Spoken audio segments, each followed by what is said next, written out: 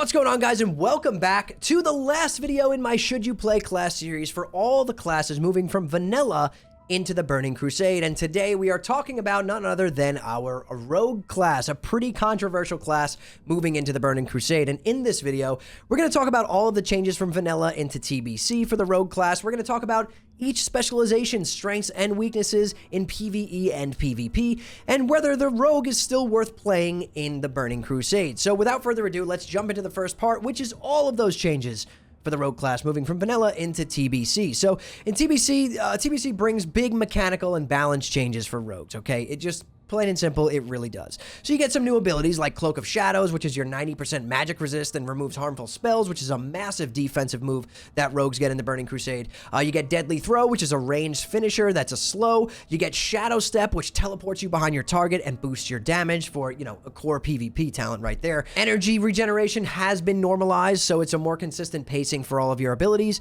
Armor penetration has been introduced on gear in later TBC, which is amazing for combat Rogues. And just overall, in general, you have a less reliance on consumables compared to vanilla, right? Obviously, this is all of TBC, and every melee class is a lot less consumable dependent than you were in vanilla. But overall, Rogues lose a bit of their god-tier dominance that they had in vanilla, I'll be honest with you. But you gain some huge defensive tools and a much more fluid playstyle, especially in PvP. So for the first part of the video, we're going to talk about combat Rogues, and we're going to talk about PvE DPS. They are the king of consistent melee damage in raids, right? They're extremely reliable, especially early and mid TBC. You get core talents, you're going to be using Adrenaline Rush, Blade Fury, and Combat Potency. You dual-wield swords or fist builds, which are top DPS in SSC, TK, and Hyjal for Rogues. They have great synergy with Enhancement Shamans because of Wind Fury Totem. They're less flashy, but extremely stable. There's no ramp up, no gimmicks. You're kind of just blasting on a Rogue.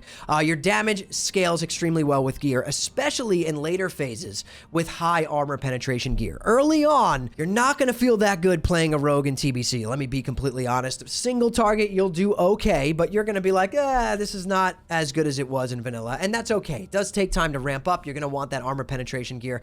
In PvP, though, combat Rogues are definitely not the best PvP spec. They're too predictable. They lack a lot of the burst tools.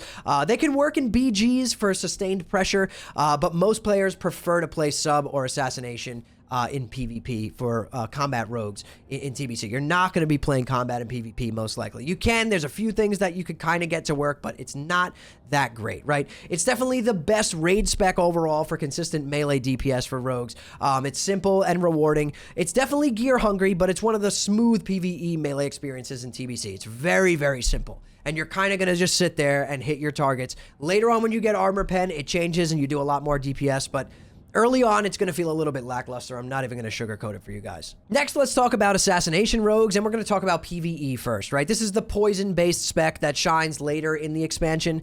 Assassination, in my opinion, really doesn't come into its full potential until, like, Wrath of a Lich King. It feels amazing, but you know, in TBC, it's there later on in the expansion if you wanted to mess around and play with it. You get Mutilate, which is your signature ability. It hits twice and benefits from poison synergy, which is really good. It's viable, but generally behind combat in raw DPS, especially in later tiers. You know, excellent for shorter fights and quick targets like trash packs and certain bosses. But again, you're going to probably want to just play combat if you're playing Rogue in Raid in the Burning Crusade.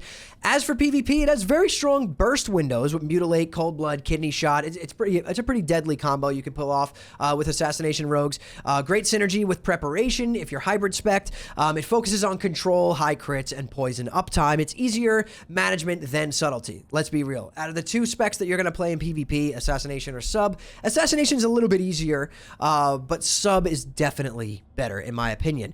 You know, Assassination is not the top PvE pick overall, but it's strong in PvP if you play it right. It's simple but effective. Poison damage and burst is defined, you know, pretty much this entire spec.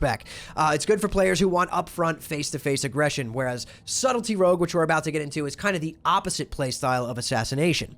So Sub-Rogues, not a raid spec at all. You're not going to be playing this spec in PvE content at all. It's too much damage loss compared to combat. It's used situationally for utility or stealth-focused content like trash skips, you know, farming herbs in instances or ores, things like that, but you're really not going to be raiding or doing heroics as this spec. As for PvP, though, it is the Arena King. Sub-rogues in TBC are freaking fantastic. They are amazing. Your core talents are going to be Shadow Step, Prep, Premeditation, and Hemo. Your full toolkit's going to give you Shadow Step, which is that mobility and burst positioning. Cloak of Shadows, which is an answer to pretty much every caster in the game. Makes you immune, basically, to magic for a really long time. You have Prep, which resets your cooldowns, basically a double Vanish, double Evasion, double Cloak of Shadows. You get Cheap Shot, Kidney Shot, Blind, Sap, endless CC from sub-rogues. If you thought they were bad in vanilla to deal with, they're even worse in the Burning Crusade. They are a monster in Arena, okay? I played double Rogue for a while, and it was some of the most fun that I've had in PvP and TBC. Rogue and Priest is one of the best twos teams. It's so much fun to play, but you could play Rogue with so many things. Rogue Druid, Rogue Mage. There's a lot of twos teams you could play with Rogue, and threes teams as well, right? Rogue Mage Priest, one of the best comps. It's one of the most iconic comps, actually, in Arena history. It has an extremely high skill cap, okay? Don't play sub-rogue thinking it's going to be easy. Very high skill cap. You can outplay pretty much any person in the game, any class in the game, if you learn how to play this spec. It is so much fun to master. Okay, it's a top-tier PvP spec. It is absolutely not PvE focused at all. You have to be fast, reactive, and it's a very control-heavy gameplay. You're basically controlling the entire fight, and that's how you play Sub-Rogue. So it's perfect for any of our competitive Arena players out there that wanted to play something different or wanted to play one of the best Arena classes in the game. I highly recommend checking out Sub-Rogue and trying to master it. It is an absolute blast. So what is the final verdict? Should you play Rogue moving into TBC from Vanilla? Well, Rogue is in kind of a weird spot, right? It was so good in Vanilla, in PvE and in PvP. The difference is in TBC, yes, you're going to be bringing rogues to raid for improved exposed armor. Yes, your combat rogue does decent damage. Rogues definitely shine more in PvP in the Burning Crusade, especially until later on in the expansion. Maybe if you can get your hands on some Warglaives or even just armor pen gear and some good weapons, you do start to pull some pretty competitive DPS. But early on, it's going to feel lackluster if you're used to playing it in vanilla endgame. But you do have that elite PvP potential, right? Possibly the highest skill ceiling class in TBC is Sub-Rogue. It's still a strong PvE DPS if you want to play combat in raids, but you just have generally great utility with, you know, Sap, Kick, Blind, Stuns, Interrupts. It's a blast to play. Your mobility and survivability now with Cloak of Shadows is incredible. So you got Cloak, Vanish, Evasion.